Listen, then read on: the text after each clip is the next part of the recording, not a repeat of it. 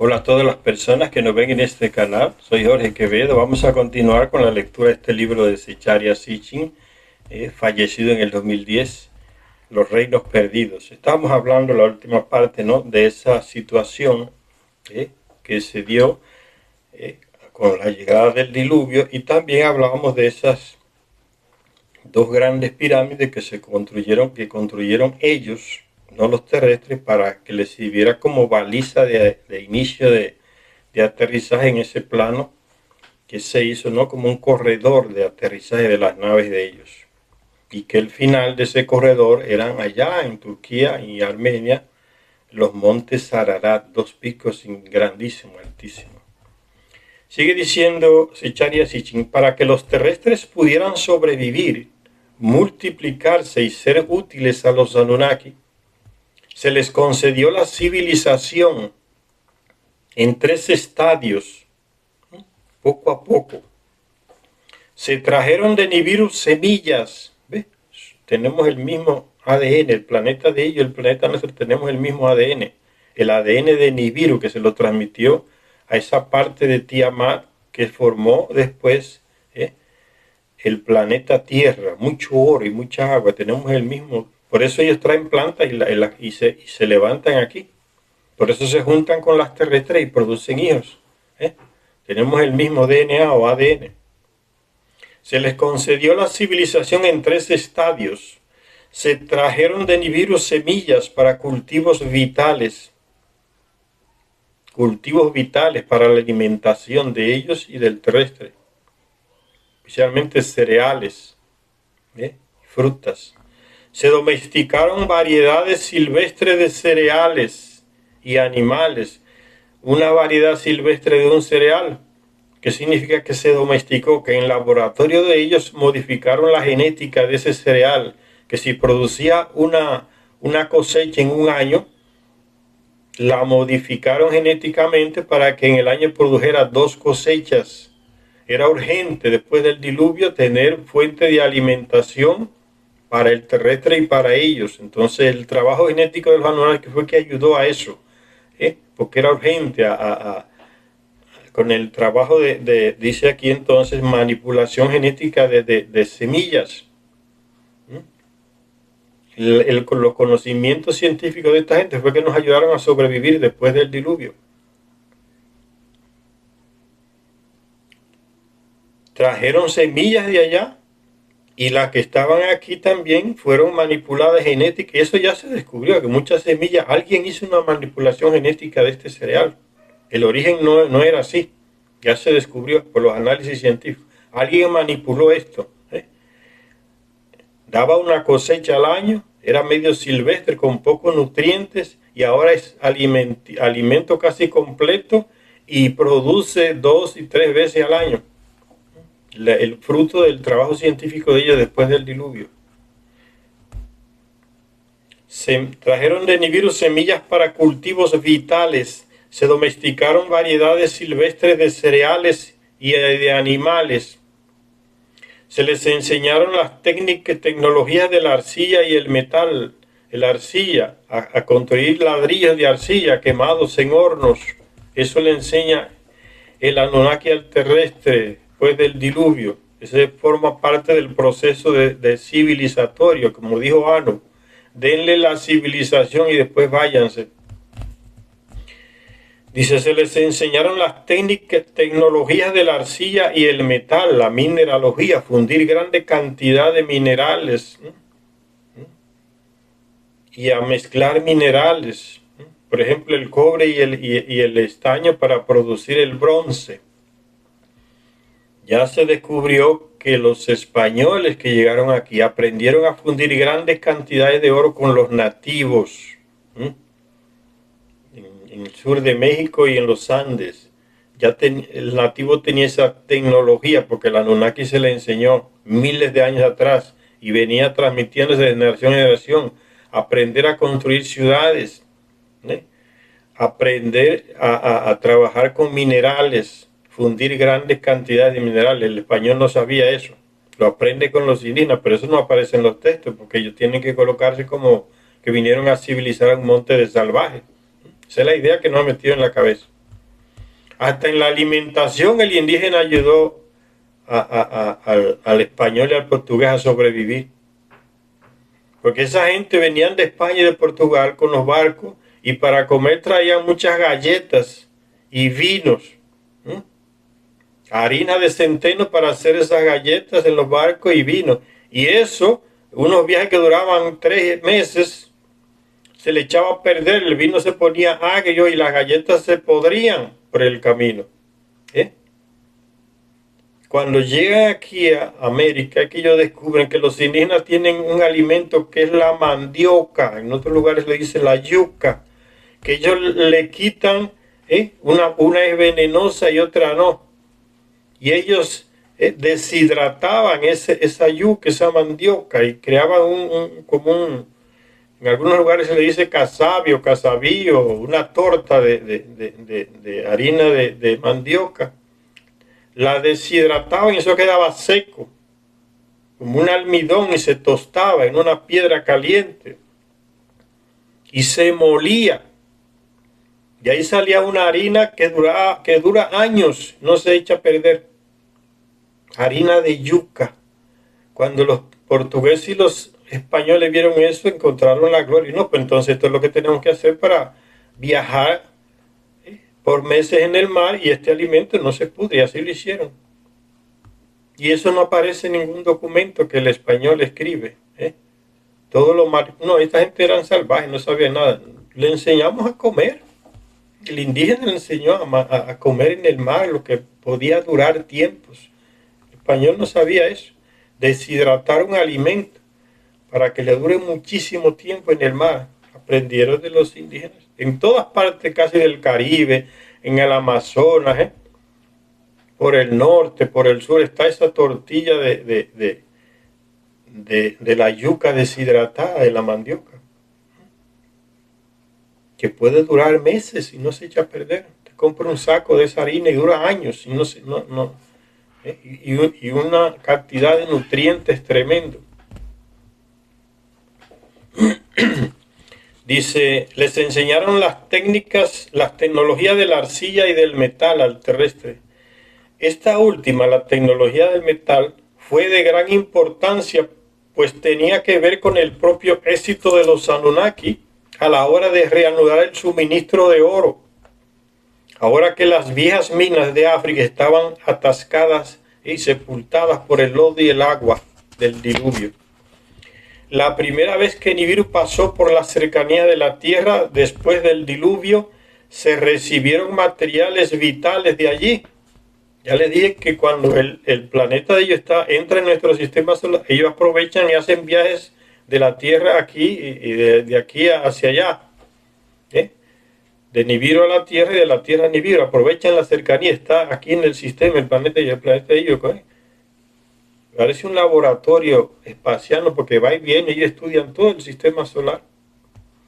Entonces, en una de esas avenidas, los Anunnaki, dice, la primera vez que Nibiru pasó por la cercanía de la Tierra después del diluvio, se recibieron materiales vitales de allí, incluso maquinarias trajeron de allá para trabajar y abrir las minas de oro en África. Enki diseñó lo que hoy llamaríamos una perforadora, para abrir túneles inmensos debajo de la tierra, y una trituradora, dice. El texto de las tablillas dice, en el lenguaje terrestre, la que quiebra y desmenuza. Y por otro lado dice, el que perfora. Ese es el lenguaje terrestre que no le sabe el nombre a esa tecnología, a esas máquinas. Y hoy le decimos así, una perforadora y una trituradora pronto, para abrir grandes túneles. Lo diseñó Enki y lo envió a Nibiru. Háganme esos aparatos y tráiganmelos acá. Y así hicieron. La primera vez, dice, recibieron materiales vitales del planeta Nibiru, pero poco de valor se pudo enviar de vuelta. En las fuentes de oro de antaño, antes del diluvio, había que encontrar filones nuevos, hacer túneles en las laderas, excavar pozos en la tierra. Eso le enseñó también el Anunnaki al terrestre, a cavar pozos y con una tecnología para abrir pozos en la misma piedra, ¿eh? Hacer túneles en las laderas, excavar pozos en la tierra, perforar las rocas. Había que dotar de herramientas a la humanidad, herramientas duras, para que pudieran extraer lo que los Anunnakis podían localizar y perforar con sus pistolas de rayos. ¿Eh? Hay representaciones en piedra aquí en los Andes y en Mesoamérica de hombres como con unos espejos de luces en la frente dentro de una caverna y lanzando como un rayo de plasma a la pared. Tecnología que ni siquiera tenemos todavía. Herramientas duras para que pudieran extraer lo que los Anunnaki podían localizar y perforar con sus pistolas de rayos. Afortunadamente, las pistolas que tenemos son apenas lo que lanzan es pedacitos de metal, una bala. A ese nivel estamos. No hay nada que tenga que lance un rayo como tenían esta gente. Lo tienen. Afortunadamente, la avalancha de agua también había hecho algo bueno, el diluvio. Destruyó las minas, pero por el otro lado, aquí en los Andes hizo algo bueno para ellos, que los llenó de esperanza de nuevo. Afortunadamente, la avalancha de agua también había hecho algo bueno, pues había expuesto filones, los había lavado y había llenado los lechos fluviales, lechos de los ríos, de pepitas de oro puro, refinado, no como aquel que se sacaba en las minas de África, mezclado con otros minerales y con tierra. Este viene de la montaña de los Andes, lavado y refinado. Solo había que agarrarlo, poner al terrestre a capturarlo. El barequeo se le dice en algunos lugares, no ir al río a lavar oro y entregárselo al Anunnaki. No tiene que refinar ni nada. Había hecho entonces el diluvio algo bueno, pues había expuesto filones, los había lavado, filones de oro, y había llenado los lechos fluviales, lechos de los ríos, de pepitas de oro mezcladas entre el lodo y la grava. Hacerse con este oro podía abrir nuevas fuentes más fáciles de trabajar. Estás comparando con el trabajo en las minas, pero de más difícil acceso y transporte, pues el lugar en donde había pepitas de oro en grandes cantidades estaba al otro lado de la tierra, en este continente, ya no en África. Allí, a lo largo de unas cadenas montañosas, los Andes, frente al gran océano, el Pacífico, habían quedado expuestas riquezas indecibles y estaban allí para hacerse con ellas. Si los tenían su centro aquí en Tiwanaku, sobre todo en Ninurta y en Lil, eran dominios de ellos aquí. Abandonaron prácticamente lo que tenían allá en Mesopotamia, hicieron su nuevo dominio aquí en los Andes, en Lil y sus descendientes. A lo largo de una cadena de montañas, y estaban allí para hacerse con ellas. Si los Anunnakis iban allí, si se podía encontrar un modo de embarcar aquel oro, que ya no está en África la sacaban de las minas, la metían por esos ríos que hay en el centro sur de África y la sacaban allá al Océano Índico, y de ahí la subían en sus sumergibles, dice los barcos del Apsu del África, que llevaban el oro hasta allá, entrando por el Golfo Pérsico a Mesopotamia, donde lo refinaban. Ahora están aquí en las montañas. ¿Cómo hacer para bajar ese oro y transportarlo? Eso es lo que está hablando Enki. Podía encontrar un modo de embarcar aquel oro. Y ahora que Nibiru se había acercado de nuevo a la Tierra, al planeta Tierra, el gran Anu con su esposa Antu venían a la Tierra en visita de Estado, la primera visita de Estado de Anu con su esposa, porque él había venido 2 veces, ¿recuerdan? O 3 veces había venido antes del diluvio. Ahora la primera visita de él y su esposa, que es su medio hermana, Antu. Y ahora que Nibiru se había acercado de nuevo a la Tierra, al planeta Tierra, el gran Anu con su esposa Antu venía a la Tierra en visita de Estado para ver con sus propios ojos cómo iban las cosas después del diluvio. ¿Qué se había conseguido al conceder a la humanidad los dos metales divinos? Metales divinos porque eran ellos que los usaban, no lo compartían con el terrestre. Uno, el Anna, A-N-N-A, Anna, y el otro era Iámbar, con los cuales hacer herramientas duras. ¿Qué se había conseguido al extender las operaciones al otro lado del mundo, aquí en el continente?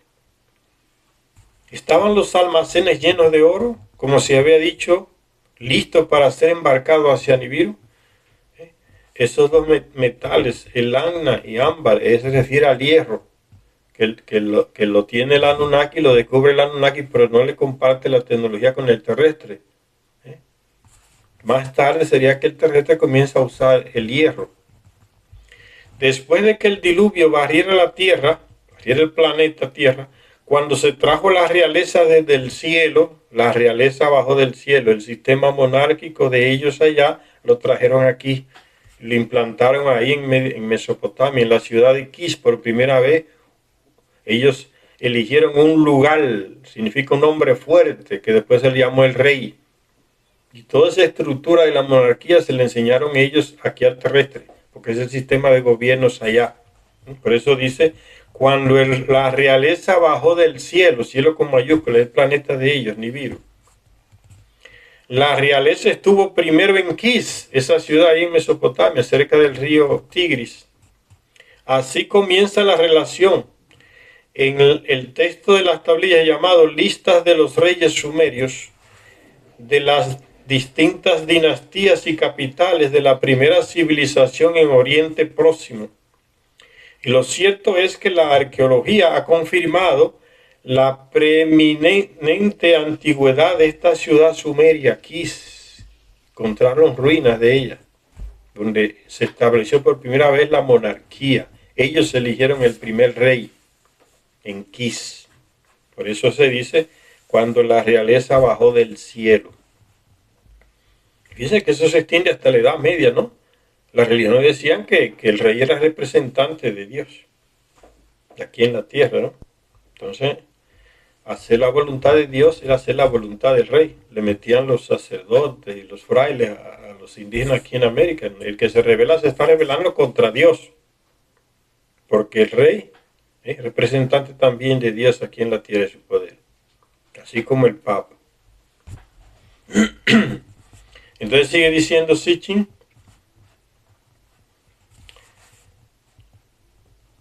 después de que el diluvio barriera al planeta Tierra, cuando se trajo la realeza desde el cielo, la realeza estuvo primero en la ciudad de Kish. Kish es una de las ciudades que el Anunnaki le concede al terrestre tener su propia ciudad y elaborar esos grandes edificios con ladrillos quemados en horno que el mismo terrestre le enseña. Entonces aparecen las ciudades, además de las ciudades del Anunnaki que ya existían, ahora hay ciudades del terrestre gobernadas por terrestres. El sistema monárquico se le enseña al terrestre, es el proceso civilizatorio, comienza a caminar después del diluvio. Así comienza la relación en las listas de los reyes sumerios, ese texto, de las distintas dinastías y capitales de la primera civilización en Oriente Próximo. Y lo cierto es que la arqueología ha confirmado la preeminente antigüedad de esta ciudad sumeria de Kish. De sus 23 soberanos, uno lleva un nombre epíteto que podría indicar que fue metalúrgico. Recuerdan que la Anunnaki le enseña la metalurgia al terrestre, a trabajar con metales, con grandes cantidades de metales, fundir grandes cantidades de metales. El nombre epíteto de un rey, de uno de esos 23 reyes en la lista de los reyes sumerios, podría indicar que fue metalúrgico. Se dice con toda claridad que el 22º soberano, llamado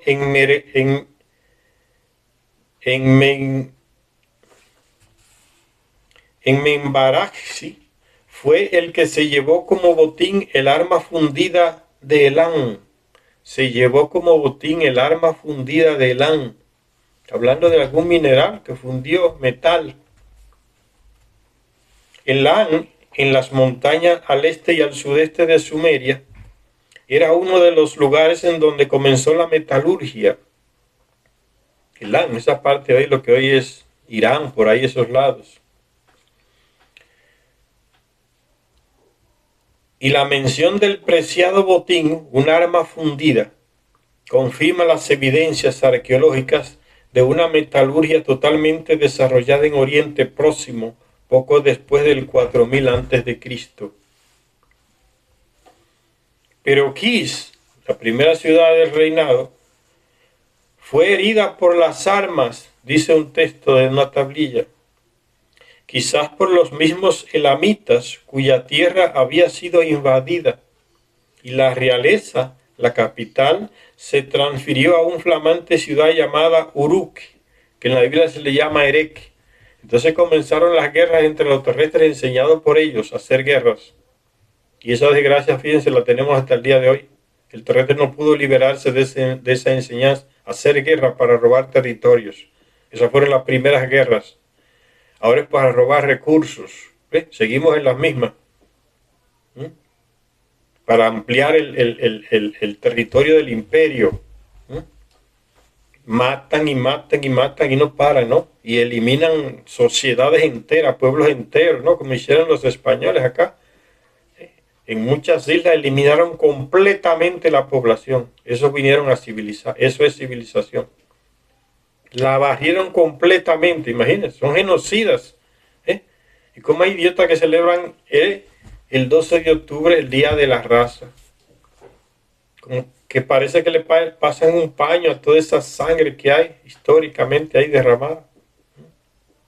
Barrieron con pueblos enteros, con sociedades indígenas enteras, sobre todo en esas islas, ¿no? No quedó uno. Los pocos que quedaron se fundieron con los otros, descendientes de españoles y africanos que llegaron, para ampliar el territorio del imperio, para robar tierras y para robar recursos. Seguimos en las mismas.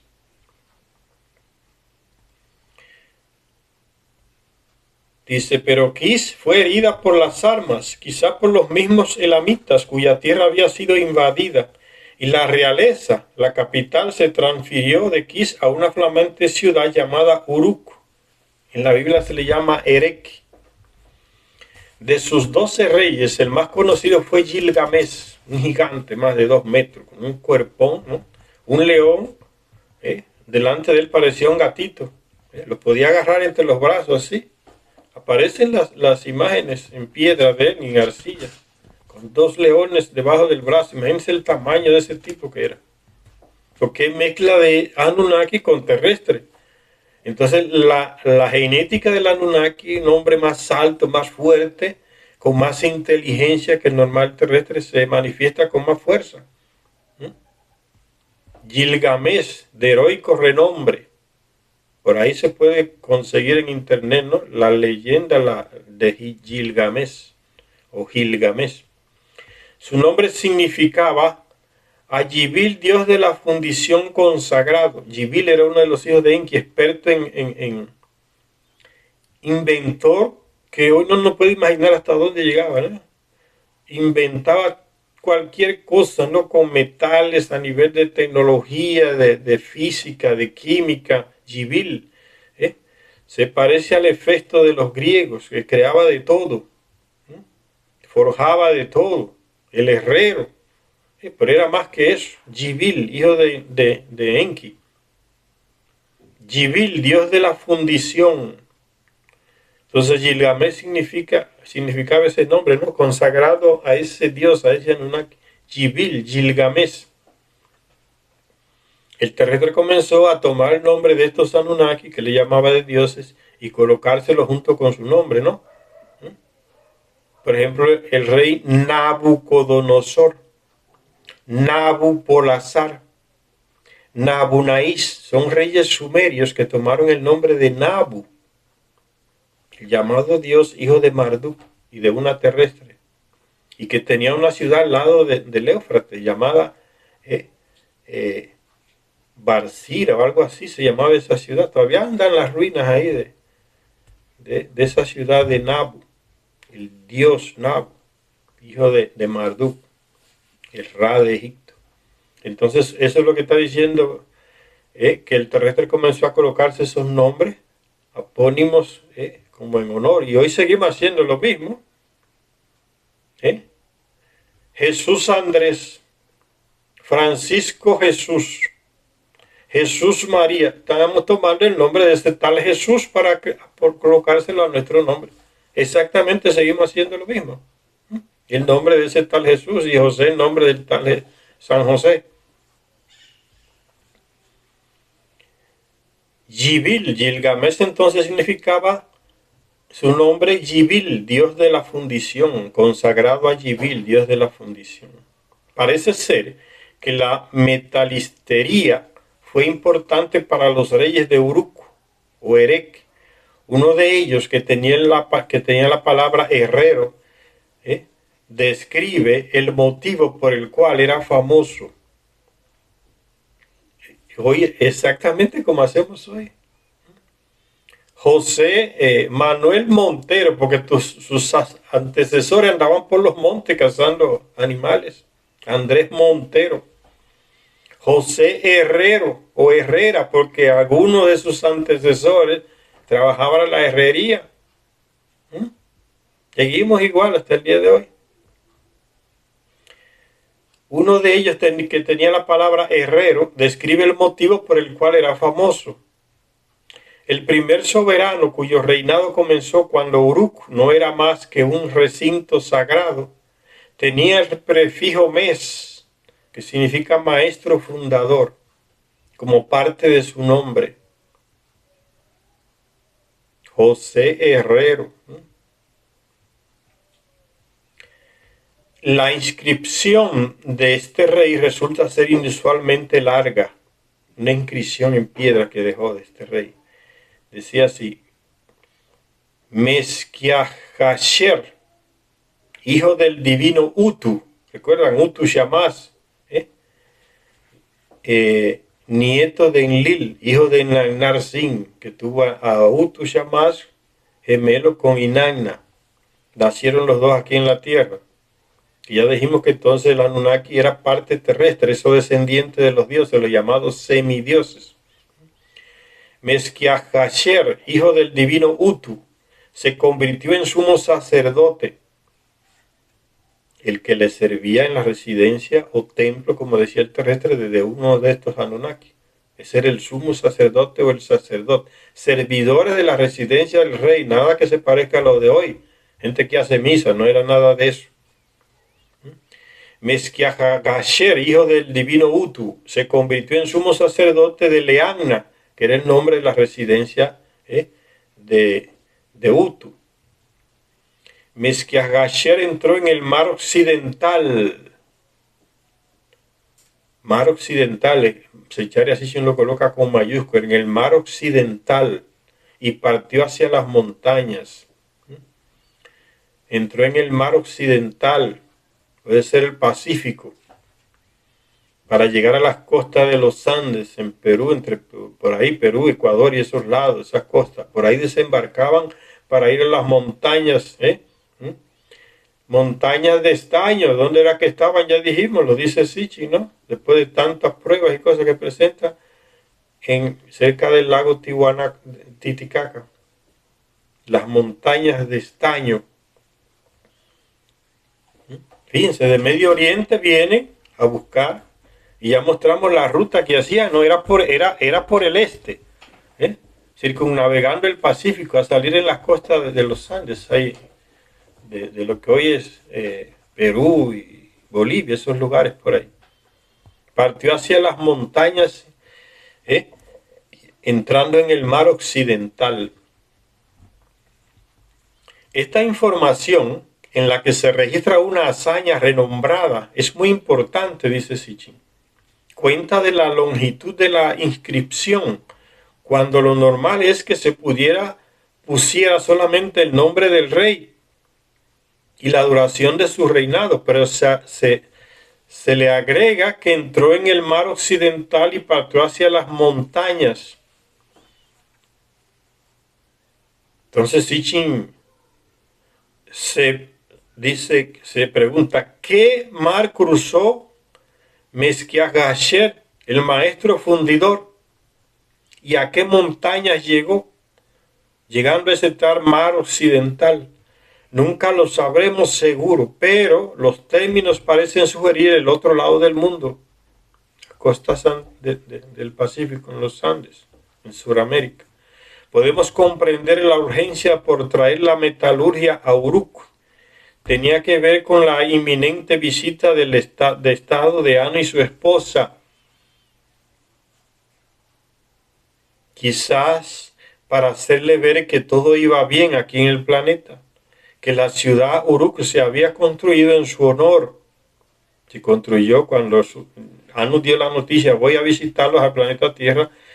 Los jefes Anunnaki se apresuraron a construirle una ciudad a él, con un recinto grande, ahí en Mesopotamia, cerca del río Éufrates. Y a esa ciudad, a ese recinto, a esa ciudad se le llamó Unuki, en sumerio antiguo, que después en otro idioma se le llama Uruk. Uruk termina en K. Y en la Biblia aparece el nombre como Erek. Y todavía están las ruinas, ahí en Mesopotamia, Irak. Entonces se le construyó ese recinto a él para que estuviera ahí como 18 días con su esposa en esa ciudad. Y sigue diciendo entonces Sitchin, se había construido Uruk en honor a él y a esa visita, y a presumir quizás de logros metalúrgicos. En el centro del recinto sagrado, que es la residencia del Anunnaki, o templo, como dice el terrestre, en el centro del recinto sagrado se construyó un templo de muchos niveles, la residencia del Anunnaki, templo de varios niveles, a veces 7, 5, 8 más. El terrestre no sabía construir ese tipo de residencia, el Anunnaki que trae esa arquitectura aquí, de muchos niveles, con las esquinas hechas de metal fundido. En la en la Mesopotamia no hay minerales. No hay montañas grandes en esa región. Entonces el mineral lo viene a buscar cruzando el mar occidental en barcos, porque el terrestre le enseña al terrestre, el Anunnaki le enseña al terrestre a navegar grandes mares, o sea, a pasar océanos.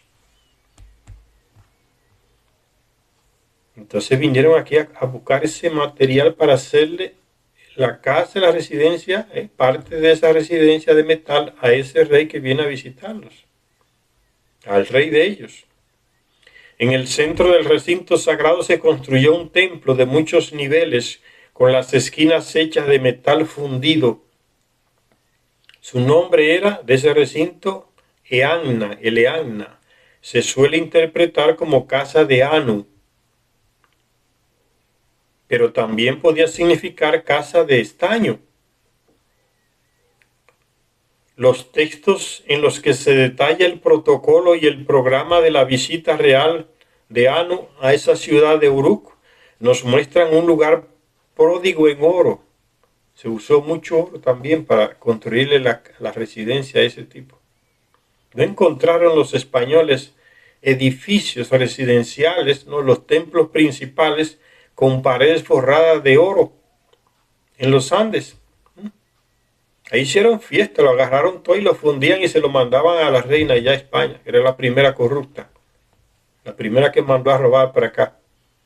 Y no había cosa de oro que no agarraran y la fundieran y la mandaran, porque para ellos no tiene ningún valor. Y así destruyeron un gran legado arquitectónico de nuestro continente. Agarrarlo todo lo que era oro y fundirlo y mandarlo para allá. Eso parecía que le servía de alimento ese bendito oro a esa gente de Europa.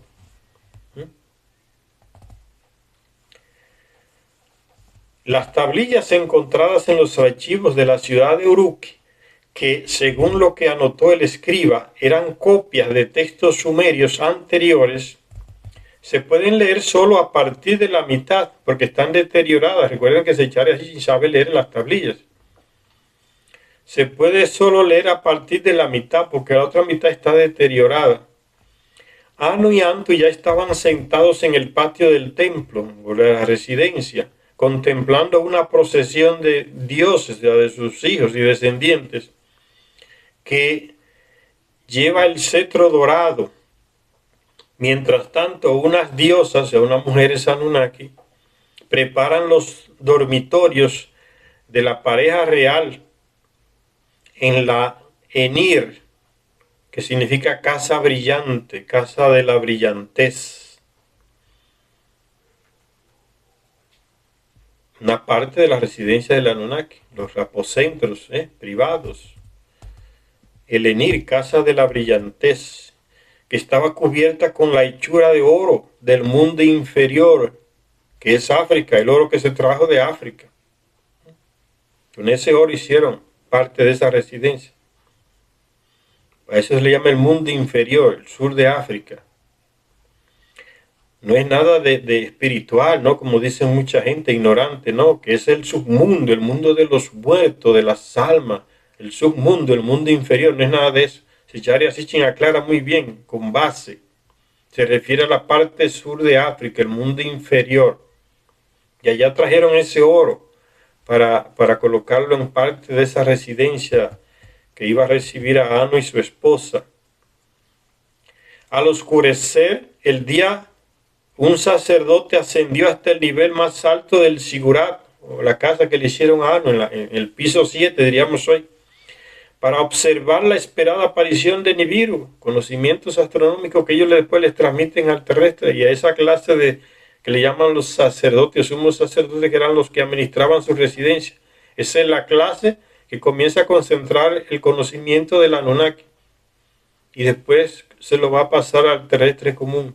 El sumo sacerdote y el sacerdote, administrador de la casa, se le dan los conocimientos astronómicos para que suba al séptimo piso, un observatorio astronómico, y aprenda a leer las señales en el cielo, o sea, qué planeta es tal cual. Tenía que tener instrumentos, porque al ojo vivo no se ven los planetas para distinguirlo. Entonces, la tecnología la tienen los Anunnaki. Está hablando entonces de la recesión que se le hizo a esa pareja real de Nibiru, a Anu y su esposa Antu. Al oscurecer el día, un sacerdote ascendió hasta el nivel más alto del Sigurat para observar la esperada aparición de Nibiru, el gran planeta de Anu, del cielo con mayúscula. Después de que se recitaran los signos correspondientes, los visitantes se lavaron las manos en sendas jofainas de oro, y se les sirvió la cena en 7 bandejas de oro. Cerveza y vino les escanciaron en recipientes de oro, y después de algunos signos más, ensalzando al planeta del Creador, porque es Nibiru el que crea el planeta Tierra. Cuando en el Génesis dice, y creó Dios el cielo y la tierra, ese Dios es Nibiru. Fue por el choque de él con esa parte de Tiamat que se creó el planeta como tal, ¿no? Tuvo agua, se separaron las aguas de la tierra, que se apareció en la superficie, aparecieron animales, plantas, porque Nibiru le transmitió esa parte, como ya dijimos, su propio ADN o DNA.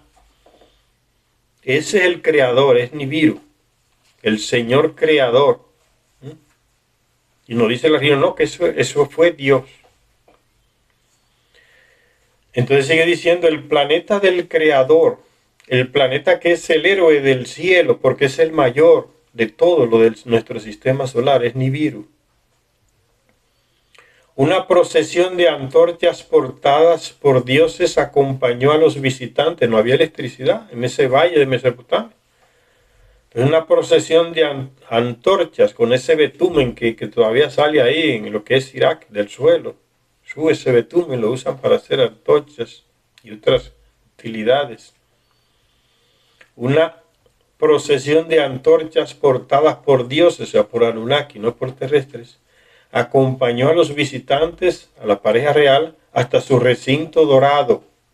Tiene mucho oro en las paredes, para pasar allí la noche.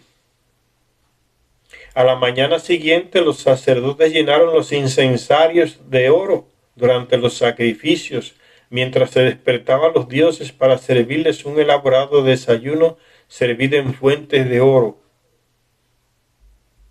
Dice en el libro perdido de Enki que era de los que estaban ahí como hijo del rey, dice que el Anunnaki tiene su ciclo de vida, ya le dije, ¿no? Sitchin nos los aclara, ¿no? El ciclo de vida de ellos es más largo que el nuestro. 3.600 años aquí en nuestro planeta, para ellos es un año. O sea, cuando un Anunnaki está aquí, 3.600 años, apenas nace aquí, tiene un año de vida. Y ya han pasado cuántas generaciones de terrestres en 3.600 años. Entonces, si un Anunnaki llega aquí, tiene su ciclo de vida. Aquí el terrestre duerme quizás 8 y 9 horas si es adulto. O 7 horas o menos, depende de la edad. Porque el ciclo de vida del terrestre está adaptado a las vueltas que da el planeta Tierra alrededor del Sol. En 24 horas ya el Sol salió de nuevo. Entonces amanece y oscurece muy rápido. Y eso afectó a los Anunnaki cuando llegaron, hasta se asustaron. Que oscurecía de repente y a poco tiempo para ellos ya salía el Sol. O sea, el ritmo muy rápido de rotación, de traslación del planeta alrededor del Sol. Entonces el Anunnaki llega aquí con su ciclo de vida de su planeta. Una noche para él puede ser 5 días de aquí. Entonces duermen 5 días. Dice que la pareja real durmió 5 días. Durmiendo según su ciclo de vital de Nibiru. Durmieron 5 días. Esa fue una noche para ellos. Entonces dice que en ese valle, que no hay electricidad, para que todas las comunidades terrestres de ese valle se enteraran de la aparición del planeta del rey allá en el espacio como una estrella brillante, se levantaron, se encendieron muchas antorchas ahí en la ciudad de Erech o Uruk, donde estaba el rey. Y ese fuego de esa antorcha se vio más allá en otras aldeas. Y aquella aldea encendía inmediatamente unas antorchas grandísimas. Y la otra que estaba más allá lo veía hasta que el valle entero también se llenó de antorchas. En esa celebración de la visita del rey de Nibiru aquí a la tierra con su esposa. Entonces, antes de la comida, de la cena y después de algunos signos más ensalzando al planeta del Creador, una procesión de antorchas portadas por dioses acompañó a los visitantes hasta su recinto dorado para pasar allí la noche. A la mañana siguiente los sacerdotes llenaron los incensarios. Todo ese ritual se le enseña el Anunnaki al llamado sumo sacerdote, que le sirve con todo ese protocolo, diríamos hoy, todo ese protocolo de incienso, de colocarse una ropa especial porque es el rey, para estar enfrente del rey, dirigir toda la casa, unas ropas especiales. Toda esa parafernalia se le enseña el Anunnaki al terrestre. Dice, durante los sacrificios, mientras despertaba a los dioses para servirles un elaborado desayuno servido en fuentes de oro. Cuando llegó el momento de partir, una procesión de dioses llevó a los visitantes hasta el muelle, en donde estaba amarrado su barco, acompañados por los cantos de los sacerdotes. Recuerden que están al lado del Golfo Pérsico, la zona pantanosa. Entonces habría que montarse en barco para ir a la nave que estaba allá en el Golfo. Ahí había amerizado la nave, una nave grandísima que llega de Nibiru, no puede entrar en el Golfo. Entonces se le llevaba en balsas hasta la nave. A eso se refiere. Una procesión de Anunnaki, no terrestre, los llevó hasta el puerto de embarque. En el momento que iban a partir de ahí, no para ir a Nibiru, salieron de ahí en una nave, vinieron aquí a Tiwanaku, a Anu y su esposa media hermana Antu, porque era de aquí que se iban a llevar el oro. Ya las minas de África estaban sepultadas por el lodo del diluvio. Entonces duraron esos días allá, como 17 días allá en Uruk, Erech, ahí en Mesopotamia, y de ahí partieron hacia acá. Que aquí en los Andes, en Tiwanaku, estaba los dominios de su hijo Enlil, que es el comandante en jefe aquí en la tierra de ellos, y de sus hijos también, Ninurta, Adad, Wiskur. Y entonces sigue diciendo, dice, donde estaba amarrado su barco, acompañados por los cantos de los sacerdotes. Dejaron la ciudad a través de la puerta elevada, bajaron por la avenida de los dioses y llegaron al muelle sagrado. Todo es sagrado, el lenguaje religioso. Muelle sagrado, no sé qué, de dioses, ¿no? El dique del barco de Ano, donde estaba, llevaron hasta la nave de Ano, el barco de Ano, que tenía que llevarlos por el sendero de los dioses, en una capilla llamada Casa de Akitu. La fiesta del Akitu todavía se celebra en Irak, señor, en honor a Marduk, uno de ellos, el hijo de Enki, que tenía su centro en Babilonia. Pueden procurar la fiesta del Akitu, se celebra igual. ¿Y qué es lo que hace la gente? Hacen un barco de madera y colocan al dios adentro y lo llevan a la orilla del Tigris, como que ese es el barco del dios, o sea, la nave de Marduk, el barco del cielo. La fiesta del Akitu en Irak, pueden procurar en internet, olvídense, después de miles de años. En una capilla llamada Casa de Akitu, Anu y Antu se unieron a los dioses de la tierra, los Anunnaki que vivían aquí, en sus oraciones, recitando las bendiciones 7 veces y después agarrándose las manos, los dioses partieron en medio de abrazos y lágrimas por la visita del padre de los dos grandes comandantes aquí en la tierra y sus nietos. Si en la época de esta visita de estado los Anunnaki ya habían estado buscando oro en el Nuevo Mundo, los Andes, entonces Sitchin se pregunta, ¿Anu y Antu habían incluido en su itinerario una visita a las nuevas tierras del oro? Tiwanaku, ahí llegaron a Tiwanaku, salieron de allá, de Mesopotamia, y volaron aquí a Tiwanaku, porque es el lugar donde sale el oro. Y los Anunnaki de la tierra no habrían intentado impresionarles con sus nuevos logros, con sus nuevas perspectivas, con la promesa de suministrar a Nibiru el vital metal en cantidades suficientes de una vez por todas para tapar el agujero allá en la atmósfera. Si la respuesta es sí, entonces se podría explicar la existencia de Tiwanaku y de otras muchas cosas más. Pues si en Sumer se fundó una nueva ciudad con un flamante recinto sagrado, con un recinto de oro y una avenida de los dioses y unos muelles sagrados para la visita de Anu a la tierra de antaño, antigua Sumeria, sería de suponer que estaba antes del diluvio de antaño, eso quiere decir, sería de suponer que se fundara también una nueva ciudad con un flamante recinto de oro y una avenida sagrada y muelles sagrados, sagrados porque son llamados dioses, en el corazón de las nuevas tierras. Y como en Uruk, sería de esperar encontrarse con un observatorio para determinar el momento de la aparición de Nibiru en los cielos nocturnos, seguida por la elevación del resto de los planetas.